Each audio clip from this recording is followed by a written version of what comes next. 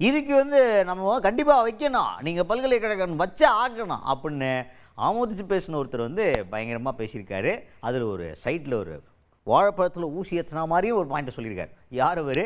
அந்த ஊசி என்ன ஊசி? பார்த்துருவோம் வாங்க. தமிழக வாழ்வுரிமை கட்சியின் தலைவரும் எம்எல்ஏவுமான வேல்முருகன் அவர்தான்.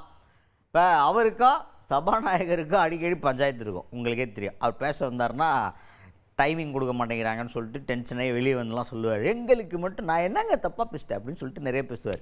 இன்றைக்கி இந்த பல்கலைக்கழகம் கலைஞர் கருணாநிதி அவர்களுடைய பேரில் பல்கலைக்கழகம் அமைக்கிறது தொடர்பாக ஒரு ஆதரவு தெரிவிச்சிருக்கிறார். சூப்பர் அப்படின்னு சொல்லிட்டு அவருடைய கருத்தை ஆதரவு தெரிவித்து பதிவு பண்ணியிருக்கார். அப்போ பதிவு பண்ணும்போது என்ன சொல்கிறாருன்னா, இந்த நேரத்தில் எனக்கு 10 நிமிஷம் தடையே இல்லாமல் பேச கொடுத்த சபாநாயகர் அவர்களுக்கு நன்றி அப்படின்னு போகிற போக்கில் ஒரு குத்து. எங்கே கனெக்ட் பண்ணுறாருன்னு தெரியுதா? வழக்கமாக கொடுக்க மாட்டீங்க. உங்களோட மேட்ரு பேசணுன்னா மட்டும் ஒன்றும் கேட்குறதே இல்லை, எல்லாம் ஓப்பனாக பேச விட்றீங்க அப்படின்ற மாதிரி போகிற போக்கில் லைட்டாக ஒரு சீண்டலை போட்டிருக்காரு வேல்முருகன் அவர்கள்.